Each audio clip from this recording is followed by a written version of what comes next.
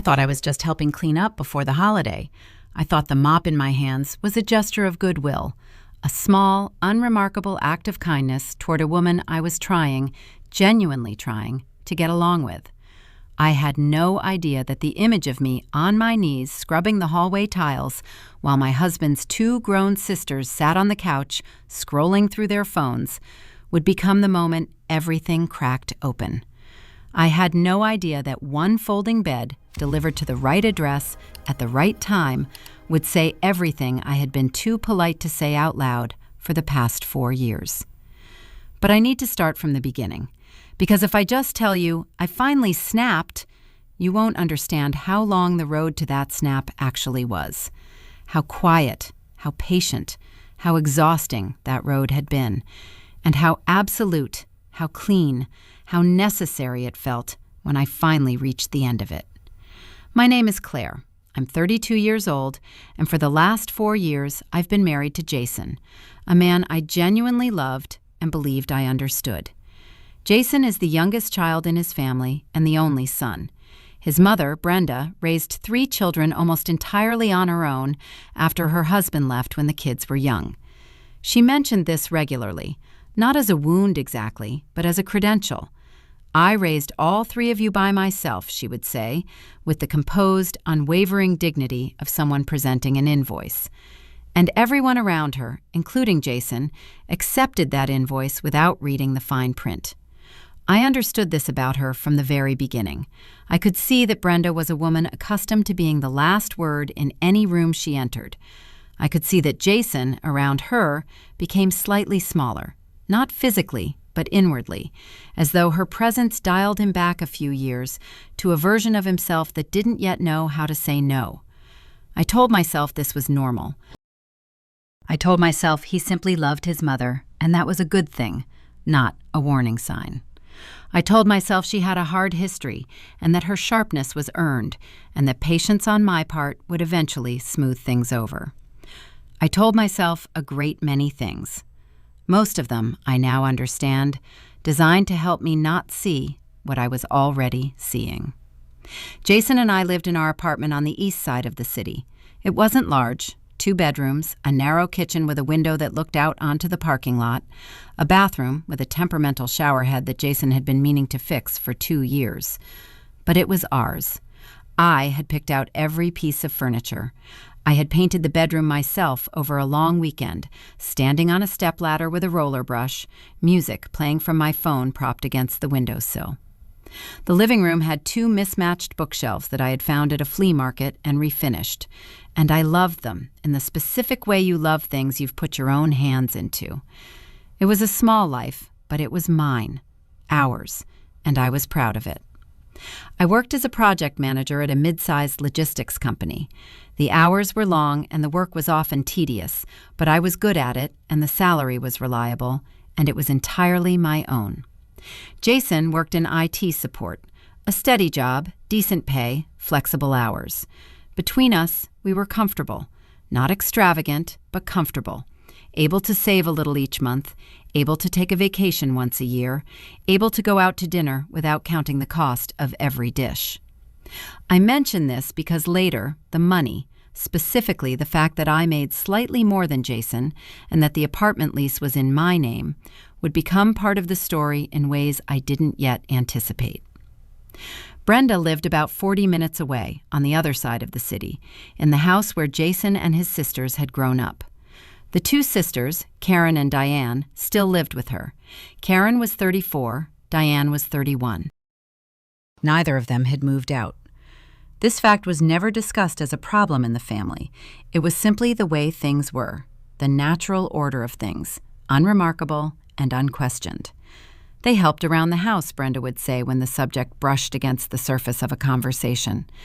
They were good daughters. They were there for her. What this meant in practice, I learned slowly and then all at once. The first time I visited Brenda's house, about 3 months into dating Jason, I was struck by how clean it was. Spotless, actually. The kind of clean that suggests ongoing, invisible labor. The floors gleamed. The kitchen counters were bare and wiped to a shine. There were fresh flowers in a vase on the dining table, and the whole place smelled faintly of lemon cleaning solution and something baking in the oven. I complimented it sincerely, and Brenda smiled the smile of a woman receiving her due. What I did not notice that first time, because I was not yet looking for it, was that Karen and Diane were sitting in the living room when I arrived and sitting in the living room when I left, and at no point during the 3 hours in between did either of them so much as carry a plate to the sink. The baking smell was Brenda's doing. The gleaming floors were Brenda's doing. The fresh flowers, the wiped counters, the folded dish towels, all Brenda. Her daughters received the benefits of a clean, well-kept home the way houseplants receive sunlight, passively, without participation, as though it were simply the ambient condition of their existence. I didn't think much of it then. People divide household labor differently. Families have their own rhythms. It wasn't my house, and it wasn't my business. But I did start to notice, over the following months, that whenever I was present at Brenda's house, the invisible labor became slightly less invisible, because some portion of it migrated to me. It happened so gradually that I couldn't point to a specific moment when it began. One Sunday, I helped carry dishes from the table after dinner. The next Sunday, I found myself washing them. One afternoon, I arrived to find Brenda mopping the hallway and offered to take over. A month later, when I arrived, she simply handed me the mop before I'd taken my coat off. A small thing, an easy thing, the kind of thing a person does without thinking, because the social cost of not doing it, the look, the silence, the faint temperature drop in the room, was always higher than the cost of just picking up the mop and doing it. Jason never picked up the mop. In all the years I knew him, I never once saw him spontaneously take on a cleaning task at his mother's house. This was not because he was lazy in general. At our apartment, he loaded the dishwasher, he took out the trash, he vacuumed on weekends without being asked. But at his mother's house, something in him went offline. He would sit in the living room, or go out to the garage with some vague project in mind, or settle into a conversation with his mother at the kitchen table, while I, somehow, was always in motion, always carrying, wiping, washing, tidying. And so were Karen and Diane, you might think. Except they weren't. They were on the couch. I raised it with Jason once, early on, gently, carefully, the way you raise things when you're still learning someone's fault lines. We were driving home from one of these Sunday visits, and I said, lightly, more observationally than accusatorially, "Do your sisters ever help your mom clean up?" He glanced at me sideways. "They do their share," he said. Then, after a pause, "It's different when you're living there." I let it go. I told myself I was being uncharitable. I told myself it wasn't worth making into a thing. I let it go approximately 40 more times after that. The Sunday that broke something open, not everything, not yet, but something, was in early November, about a year into our marriage. Brenda had decided to deep clean the house before the holidays. She mentioned this to Jason on the phone on a Thursday, and by Friday evening it had been established, through some conversational alchemy I hadn't fully tracked, that we would come over Saturday morning to help. I had planned Saturday morning. I had a gym class I had booked 2 weeks in advance, and a call with a friend who lived abroad, and a pile of laundry that had been waiting patiently since Wednesday. I rearranged all of it without making a scene, because that was what I did, and we drove over Saturday morning. When we arrived, Brenda was already in the kitchen, sleeves rolled up, looking purposeful and slightly martyred in the way she always looked when labor was being performed. Karen was on the couch with a cup of coffee, watching something on her tablet with headphones around her neck. Diane was next to her, her feet tucked under her, examining her freshly done nails under the lamplight. Deep burgundy, very even, clearly recent. They both looked up when we came in, said hello warmly, and looked back down. Brenda put a mop and a bucket in my hands within 4 minutes of my arrival. Not rudely. She never did anything rudely, exactly. She did it with a kind of cheerful efficiency, as though the distribution of tasks had already been decided and my role in it was self-evident. "The hallway and the bathroom floor, if you don't mind, sweetheart. I'll do the kitchen." She was already moving. I stood there with the mop and looked at my sisters-in-law on the couch, and felt something stir in my chest. Not quite anger yet, more like the precursor to anger, the quiet vibration before the frequency becomes a sound. I looked at Jason. He was pulling his phone out of his pocket. "I'll go check on the garage," he said, to no one in particular, and disappeared through the side door. I mopped the hallway. I mopped the bathroom. I scrubbed the grout along the base of the tub because Brenda appeared in the doorway and mentioned, with a small sigh, that it had been bothering her. I wiped down the mirror. I carried the bucket to the kitchen, emptied it, refilled it. Through the open doorway, I could see Diane tilting her hand toward the window to admire the way the light caught her nails. Karen laughed at something on her tablet.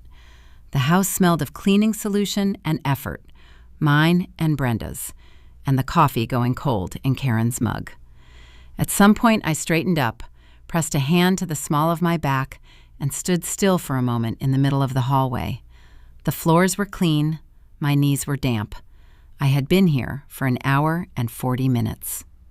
Jason was still in the garage, and something in me, something that had been bending quietly for a long time, bent just a little further, right to the edge of its range. I walked into the living room doorway and looked at my sisters-in-law for a long moment. Neither of them looked up. I walked into the kitchen where Jason had reappeared, holding a cup of coffee that Brenda had made for him, and I said, quietly but clearly enough for him to hear me over the hum of the refrigerator, "Why exactly am I the one scrubbing floors at your mother's place when her 2 grown daughters are sitting on the couch?" He looked at me. Then he looked toward the living room, a reflex, checking who might have heard. Then he tapped his temple, twice, with one finger. The gesture was small and it was almost casual, but it landed like a slap. It meant, "You're being irrational. You're being crazy." "They can't," he said, his voice low and careful. "They just got their nails done." I looked at him for a long moment. His expression was patient, slightly pained, the expression of a man managing an unreasonable situation. I did not say anything else. I turned around, went back to the hallway, picked up the mop, and finished the job. Not because I agreed with him, not because I had accepted his answer, but because I had learned over 4 years that in this family, the argument was never worth having in the moment, and because something in me had already, quietly, begun to make a different kind of plan. 30 minutes later, Brenda called Jason. I was in the hallway putting on my coat, close enough to the kitchen to hear his side of the conversation. "What?" A pause. "A folding bed? What folding bed?" Another pause, longer. He turned and looked at me across the hallway. His expression was no longer patient. It was something else entirely. I zipped my coat and picked up my bag. I looked back at him, steady and calm. "Honey," I said, "we should get going." The folding bed was a standard single, the kind you can order online for about $60, a thin foam mattress on a collapsible metal frame, the sort of thing you put in a spare room when a guest is staying for a night or two. It arrived at Brenda's house in a delivery box at 11:47 on a Saturday morning, addressed to her, paid for by me. Jason didn't speak in the car on the way home. He held his phone in his lap and stared through the windshield, and I could see the exact shape of the conversation he was trying to decide how to have. He knew that I had ordered it. I had not denied it. I had simply looked at him in the hallway, calm and composed, and said we should get going. And now we were going, and the question of the bed was sitting between us in the car like a third passenger. He waited until we were inside the apartment. He set his keys on the counter with a deliberateness that meant he was controlling himself, and then he turned to face me. "Why did you send my mother a folding bed?" he asked. His voice was level. He was using his reasonable voice, the one that meant he believed he was the adult in the room. I took off my coat and hung it on the hook by the door. "Because she needs one," I said. "She doesn't need a folding bed, Claire." "She might," I said. "If I'm not going to be coming over to clean anymore, she's going to have a lot more time on her hands. She could set it up in the living room, for Karen and Diane. Since they apparently can't stand up for more than a few minutes at a time, they might as well be comfortable." The silence that followed was a specific kind of silence. Not the silence of someone processing a surprise, the silence of someone recalibrating. "That's not funny," Jason said. It wasn't meant to be, I said. He looked at me for a long moment. Then he said, "My mom is upset. She didn't understand why it was delivered. She thought it was a mistake." "You can explain it to her," I said pleasantly. "Or not. That's up to you." I went to the kitchen and put the kettle on. Behind me, I heard Jason exhale, a long, controlled breath, the kind that precedes either a fight or a retreat. I waited, watching the kettle. He chose retreat. I heard him go into the bedroom and close the door. Not quite a slam, but close enough to register the feeling behind it. I stood in the kitchen and let the quiet settle around me, and for the first time in a very long time, I did not feel the familiar urge to follow him and smooth things over, to say, "I'm sorry, I was being dramatic, let's not fight." The urge was there. It was always there. 4 years of habit don't evaporate in an afternoon. But under it was something newer and considerably more solid, a kind of stillness, the stillness of someone who has finally stopped pretending not to know what they know. I should tell you how we got here. Not the folding bed. That was a symptom, not a cause. I mean the 4 years before it. When Jason and I married, I had a clear-eyed understanding that his mother was a complicated woman, and I had made what I believed was a reasonable peace with that fact. I had accepted that Brenda would have opinions. I had accepted that she would express them. I had accepted that Jason's relationship with her was layered and old and not something I was going to untangle or replace. These were the terms of the arrangement, and I had agreed to them, consciously, or thought I had. What I had not fully agreed to, what I had not even fully understood was being asked of me, was the gradual, persistent, almost imperceptible reshaping of my role in that family. It happened by increments so small that each individual increment was easy to dismiss. Helping Brenda clean before a holiday. Of course, that's normal. Staying an extra hour when Brenda mentioned she wasn't feeling well. Obviously, she's family. Canceling plans when Brenda called with something urgent. It happens. Family comes first. Skipping my gym class, rescheduling my calls, rearranging my weekends, redirecting my energy. Over and over and over. So slowly and so smoothly that I had almost convinced myself it was simply what marriage looked like, what being part of a family required. But Karen and Diane were also part of that family, and Karen and Diane were always on the couch. I started paying attention to this with more precision about 18 months into the marriage. Not in an angry way, more like the way you start paying attention to a recurring sound that you've been half hearing for a while and finally decide to actually listen to. I noticed that in the 2 years I had been coming to Brenda's house on a regular basis, I had never once seen Karen carry laundry down to the basement. I had never seen Diane wipe down the stove. I had seen them set the table twice, both times at Brenda's explicit, repeated request. I had seen them load the dishwasher perhaps 3 times. I had, in contrast, done the following. Mopped floors on 7 separate occasions, scrubbed the bathroom on 4, cleaned the oven once, at Brenda's suggestion, since you're so good at it, sweetheart, reorganized the pantry over an entire afternoon, helped carry furniture when Brenda decided to rearrange the living room, and spent 1 full Saturday in July steam cleaning the upholstery on the dining chairs because Brenda mentioned, in passing, that she'd been meaning to do it for months. I had done all of this without being asked directly. Or rather, I had been asked in the way Brenda asked for everything, not as a request, but as a gentle, smiling assumption, as though my willingness was a known quantity, a reliable resource, something that could be drawn on without negotiation or acknowledgement. And Jason had let it happen. Not out of malice, I believe, but out of the particular blindness that comes from growing up inside a system. You can't see the shape of it because you've always been inside it. The one time I had raised it with him directly, not the gentle sideways comment in the car, but a real conversation at home about the pattern, he had listened with the expression of a man enduring something he didn't believe was fully real. "My mom doesn't ask Karen and Diane because they're always there," he said, as though constant proximity were a form of exemption from participation. "You're a guest." "I'm your wife," I said. You know what I mean, he said. I did know what he meant. That was the problem.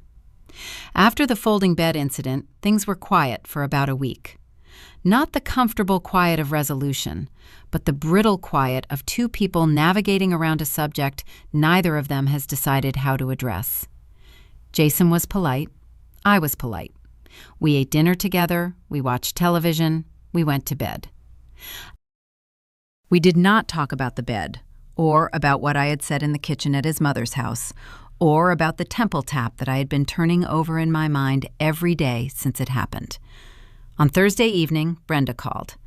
I was in the living room reading when Jason took the call in the kitchen, pulling the door halfway closed.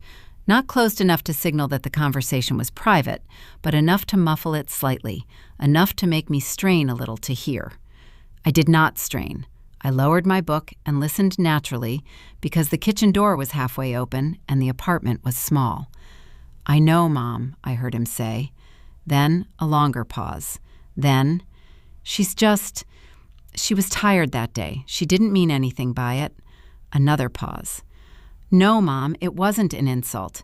I think she was trying to be helpful. A pause so long I turned a page of my book to have something to do with my hands. Then, very quietly, I'll talk to her. He came back into the living room. He sat down on the other end of the couch. I kept reading. That was my mom, he said. I know, I said. She's hurt, he said, about the bed. She thinks it was a comment about her daughters. I looked up from my book. It was, I said. He looked pained. Claire. Jason, I said, matching his tone exactly. Your mother called me over to clean her house. Her 2 adult daughters, who live in that house, did not participate. I cleaned for 2 hours. You were in the garage. And when I mentioned this to you, you told me they couldn't help because they'd just gotten their nails done. I paused. I sent a folding bed as a joke. It was the most restrained response available to me. He was quiet for a moment. Then he said, She's my mother. I know she's your mother, I said. She's not my employer. Another silence. He rubbed the back of his neck. Can you just call her and apologize? Or I can tell her it was a mistake, that it got sent to the wrong address. No, I said. He looked at me. He wasn't angry. That would have been easier, in a way. He looked tired and slightly confused, like a man who has arrived somewhere he didn't expect to be and is checking the map to see where he went wrong. Why are you making this into a big thing? He said finally. I'm not making it into anything, I said. I'm just not unmaking it. There's a difference. I went back to my book. He sat there for a while longer, then got up and went to the bedroom. I heard him on the phone again, voice lower this time. I didn't listen. I turned another page and read the same paragraph 3 times without absorbing a single word, because the thing in my chest that had been vibrating quietly since Saturday was getting louder, and I was beginning to understand that it was not going to get quieter on its own. The following Saturday, Brenda invited us for dinner. Jason confirmed for both of us without asking me, which was a habit so old and so settled that I had long since stopped pointing it out. I went. I brought wine. I was pleasant. I set the table. Karen and Diane did not. And I helped carry dishes from the kitchen. Karen and Diane did not. And I sat across from Brenda at dinner and smiled at the appropriate moments and listened to her talk about a neighbor's renovations for 25 minutes. After dinner, Brenda asked if I would help her move a box from the hallway closet to the upstairs storage. It was a heavy box. I could see that from where I was standing, and it would require carrying it up a narrow staircase. I looked at Karen, who was helping herself to seconds of dessert. I looked at Diane, who was checking her phone. I looked at Jason, who was in a conversation with Brenda about a car issue and had not registered that Brenda had just asked his wife to haul a heavy box up the stairs. I turned back to Brenda. Her expression was mild, patient, entirely certain that I would say yes. Actually, I said, and my voice was very steady, Karen and Diane are right there. Maybe they could help? I want to finish my coffee before it gets cold. The temperature in the room dropped by approximately 10 degrees in under 2 seconds. Brenda's expression did not change dramatically. She was too controlled for that. But something in it shifted, a barely perceptible tightening around the eyes. Karen looked up from her dessert. Diane looked up from her phone. Jason stopped mid-sentence. "Oh," Brenda said. "Of course." She looked at Karen. "Karen, sweetheart." "Sure, Mom," Karen said in a tone that was pleasant on the surface and absolutely arctic underneath. She put down her spoon and pushed back her chair. Diane set her phone face down on the table and followed. The box got moved. I finished my coffee. Jason did not look at me for the rest of the evening. In the car on the way home, he said, "That was uncomfortable." "Yes," I agreed. "You embarrassed her in her own house." "I asked her daughters to help carry a box," I said. "If that's embarrassing, I'm not sure what that says about the situation." He didn't answer. We drove the rest of the way in silence, but it was a different silence than the week before. Less brittle, heavier. The silence of something that had been put in motion and was no longer going to stop on its own.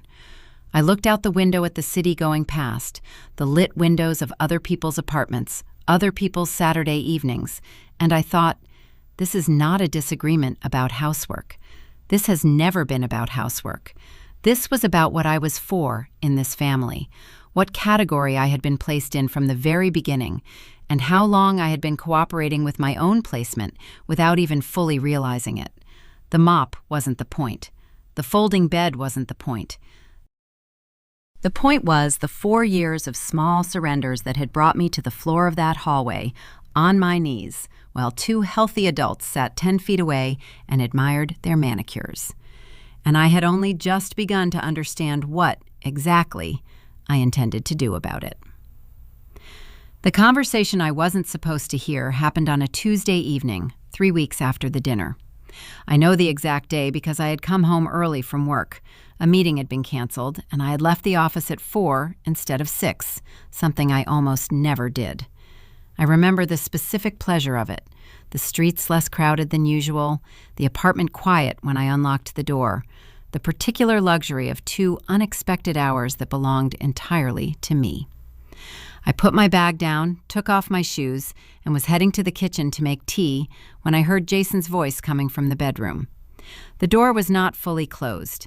It was open perhaps 4 inches, enough to hear clearly if the apartment was quiet, which it was. I stopped in the hallway, not deliberately at first, just the natural pause of someone who hears an unexpected voice in an empty apartment and takes a moment to orient. But then I heard what he was saying, and the pause became something else. "I know, Mom. I know." A silence. "No, she's not going to do that. She's been in a mood lately." Another silence. Longer. "Well, what do you want me to say? She's not going to just—" He stopped. Whatever Brenda had said on the other end was something he needed a moment to absorb. When he spoke again, his voice was quieter. "Mom, I can't just tell her that." A pause. "Because it's her apartment, that's why." I stood in the hallway and did not move. My coat was still in my hand. My shoes were on the floor beside me. The kettle was 3 feet away on the kitchen counter. The tea I had been planning to make was irrelevant. It's her apartment, that's why. He knew. He had always known. Of course he had. The lease was in my name. He saw the bank statements. This was not new information. But the context in which he was saying it told me something I had not known before. That there was a conversation happening in which the ownership of our apartment was a factor, in which it was something Brenda had a position on, in which Jason was being asked to do something about it, and was offering the fact of my ownership as a reason why he couldn't. Not because it's wrong. Not because it's none of your business. Not because Claire is my wife and I'm not going to do that to her. Because it's her apartment, that's why. The distinction was everything. I stood very still and breathed carefully and continued to listen. "Mom," his voice was patient in the way it was patient when he was trying to end a conversation without resolving it. Let me see how things go, okay? Just give it some time. A pause. I know you're upset, I know, but I can't. Not right now. Another pause. Something shifted in his tone. It became softer, more appeasing. I'm handling it, Mom. I promise. Just don't do anything yet. Wait for me to talk to her first. Don't do anything yet. Wait for me to talk to her first. I set my coat very quietly on the hallway shelf. I walked to the kitchen on the balls of my feet and filled the kettle and switched it on. And then I stood at the counter and looked at my own hands and took stock of what I had just learned. Brenda had a plan. I did not yet know what it was, not in detail, but I knew its shape. It involved the apartment, it involved pressure on Jason to do something, and it was something that Brenda needed to be held off from until Jason had a chance to prepare the ground. He was not refusing to participate. He was managing the timeline. The kettle boiled. I made my tea. I took it to the living room and sat down and thought, with great precision and complete calm, about what I was going to do next. I did not confront Jason that evening. I know that might seem strange. I had just overheard something that should have produced an immediate reckoning, and instead I made tea and sat quietly and let him come out of the bedroom 20 minutes later and say, "Oh, you're home early," as though nothing had happened. And I said yes, meeting was canceled, and we had dinner and watched television and went to bed. I could feel him watching me at intervals throughout the evening, checking for signs that something was different, finding none. I was good at composed. I had been practicing it for 4 years. But the following morning, before he woke up, I called my friend Rachel. Rachel and I had been friends since college, 14 years, through 2 cities, 3 jobs, 1 broken engagement on her side, and the entirety of my marriage on mine. She was the kind of friend who listened without interrupting and asked precise questions and never softened a truth simply because it was uncomfortable. I trusted her more than I trusted almost anyone. I told her everything.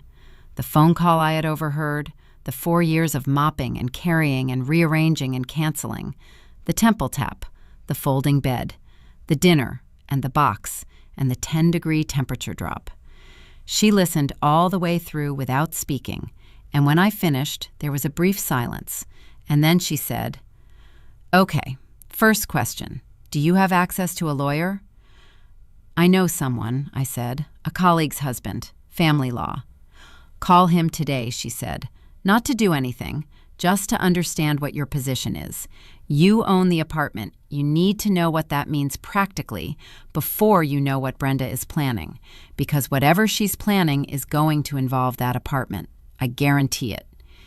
"You think that's what this is about?" I said. "I think it's always been what it's about," Rachel said. "The cleaning, the dinners, the positioning. Claire, she's been assessing you for 4 years.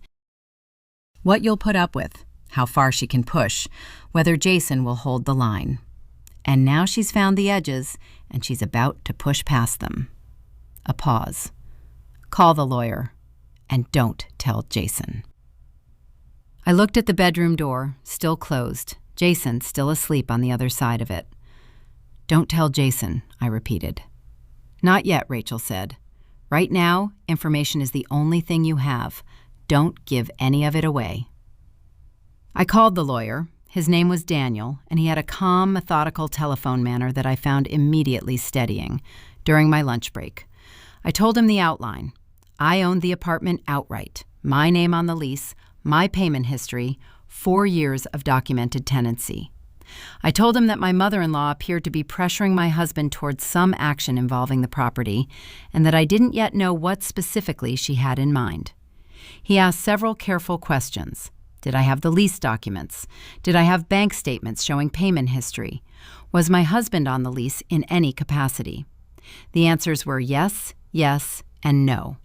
He said, "Good. Then your position is straightforward. The apartment is yours. Your husband has no legal claim to it without your consent, and neither does anyone related to him. Whatever she's planning, a demand that you add his name, a request that you sell, a pressure to refinance with him on the title. She has no mechanism to compel any of it. He paused. That said, I'd recommend getting those documents organized and somewhere she can't access them. And I'd recommend documenting any conversations going forward, dates, content, who was present. I started a note on my phone that afternoon. Date, time, summary of content. I kept it methodical and unemotional, the way I kept project notes at work. It felt, in a way that I recognized as telling, more natural than I expected. The direct conversation with Jason happened 4 days later. Not because I had planned it for that day specifically, but because he initiated it. He had clearly been working himself up to something, and on Saturday morning over coffee, he set his mug down and said, "I want to talk about my mom." "All right," I said. He was using his prepared voice. I could hear the structure in it, the points he had organized in advance. "I know things have been tense," he said, "and I know you feel like the dynamic at her house is unfair. I hear that. But she's been through a lot, and the way things work in her house, it's just how it's always been. And I think if you could try to—" "Jason," I said, "what did your mother ask you to do about the apartment?" The prepared voice stopped. He looked at me, and for a moment, just a moment, under the careful composure, I saw something. Surprise, yes, but beneath the surprise, something more uncomfortable. Something that looked, briefly, like being caught. "What?" he said. "Tuesday evening," I said. "I came home early. The bedroom door was open." I held his gaze. "What did she ask you to do?" He was quiet for long enough that the silence became its own kind of answer. He picked up his coffee mug and set it back down without drinking. He looked at the table. "She thinks," he said carefully, "that it would make more sense, financially, for the apartment to be in both our names." "Because we're married," I said. "Yes. And if we were ever to separate, that would mean she couldn't—" I stopped, started again. "It would mean you would have a legal claim to half of it." He didn't say anything. "Did she suggest you ask me to refinance?" I said. "Or just to add your name to the lease?" "She mentioned—" He stopped, exhaled. "She mentioned that it seems unusual, that a married couple wouldn't have joint ownership of their home." "It's not our home," I said. "It's my apartment, that I leased and furnished and have paid for entirely by myself, before we were married and after." I paused. "Does she know that?" "I told her it was complicated," he said. "It's not complicated," I said. "It's actually very simple. The question is why she has an opinion about it at all, and why you were—" I chose my next word deliberately— managing her expectations about it, rather than telling her it's none of her business. He looked up. His expression was the one I had been bracing for. Not anger, but something more difficult. The look of a man who is genuinely divided, who loves two people and is standing at a fork in the road and cannot seem to understand that standing at the fork indefinitely is itself a choice. "She's my mother," he said. Again, the phrase that ended every version of this conversation. "I know she's your mother," I said, "and I need to know, clearly, not implied, not managed, whether you told her that our apartment is not available to her opinions or her plans, whether you actually said that to her. Not, it's complicated, not, give me time to talk to her. Did you tell her no?" The silence lasted a long time, long enough that I heard the neighbor's dog in the hallway outside, heard a door open and close somewhere on the floor above us, heard the refrigerator hum. "I told her I would talk to you," he said. I nodded slowly. I picked up my coffee. It had gone cold. "Okay," I said. "Then this is me talking to you." I set the mug down. "I am not adding your name to the lease. I am not refinancing. I am not doing anything that changes the legal status of this apartment now or in the future under pressure from your mother. And if she asks you again, that is what you tell her. Not that it's complicated, not that you need more time, but that it is not going to happen. Those exact words. He looked at me. Something in his face shifted. I wasn't sure yet whether it was the beginning of understanding or the beginning of resistance. "And if I don't," he said, very quietly. I looked at him for a moment. Then I said, "Then I'll need to think carefully about what that means." I got up and took my cold coffee to the kitchen and poured it down the sink. I turned on the tap and watched the coffee swirl and drain, and I thought about what Rachel had said, and what Daniel had said, and what I had known somewhere underneath everything for a very long time now. "She's been assessing you for 4 years. The assessment was over. My answer was no. The letter went out on a Thursday morning while Jason was in the shower. 3 paragraphs, drafted with my lawyer's guidance, sent to Jason's personal email. Clear, composed, final. I did not consent to any change in the lease. I would not consent. Any action taken otherwise would have consequences. He found it over his morning coffee. I watched him read it across the kitchen table, the slight stillness, the tightening around the eyes, and then look up at me. "You got a lawyer?" he said. "I got documentation," I said, "for my protection." He set his phone down. For the first time in weeks, there was no careful, managing expression on his face. Just a man who had run out of middle ground. "Which side are you asking me to be on?" he said. "I'm not asking," I said. "I'm telling you there are sides. You created them when you started managing her timeline instead of shutting the conversation down. So, which is it?" He was quiet long enough that I heard the neighbor's dog in the hallway. Then, "You're my wife." "Then act like it," I said. "When she calls tonight, you tell her clearly, not it's complicated, not give it time. You tell her it's over." Brenda called at 7:43. Jason answered it in the living room, not the bedroom, not with the door pulled halfway closed. In the living room, beside me. "Mom," he said after she finished, "the apartment is Claire's. It was hers before we married, and it's hers now. I should have said that 2 months ago. It's not happening. Not now, not later." Her voice rose through the phone. I caught family and respect, and the particular frequency she used when facts weren't going her way. Jason waited it out. "I love you, Mom. This conversation is over." He hung up, set the phone on the table, stared at the wall. Then, "I should have done that months ago." "Yes," I said, "you should have." The dinner at Brenda's, 10 days later, all of them at the table, was the last battle. She had Karen and Diane flanking her, her composure set to maximum, her opening move dressed in the language of family and good intentions and stability. I let her finish. Then I said, pleasantly, "What you were asking Jason to do would have given him a legal claim to property he has no financial stake in. That's not protection. That's transfer." I paused. "I've been paying attention.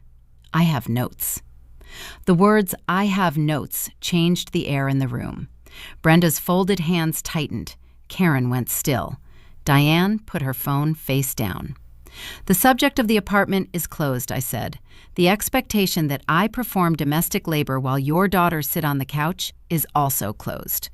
I'm happy to be part of this family in a way that's mutual. What I'm not available for is being managed." Brenda looked at Jason. "Are you going to say something?" He looked at her, then at me, then back at her. "Claire is right," he said. Quiet, final. 3 words that cost him something real. We drove home in silence, the right kind of silence, the kind that comes after something has finally been put down in the correct place. That was 8 months ago. Brenda and I maintain a functional distance now, polite, bounded, collision-free. She no longer hands me a mop at the door. I no longer send folding beds. Karen and Diane cleared their own plates at the last dinner. I noticed. I said nothing. Some victories are quiet. Jason and I are still married. We went to therapy, not as a concession but as a choice, because we both wanted to understand how we'd gotten there. It is slow work and real work. And most days, I believe it's working. The apartment still has my name on the lease. I repainted the bedroom last spring. Warm gray, different light depending on the hour. I stood on the same stepladder, same roller brush, and I thought about the woman who had painted this room the first time. Patient, careful, skilled at making herself small enough to fit through every door without friction. I don't paint like her anymore. The folding bed is still at Brenda's house. She never sent it back. I choose to find that funny.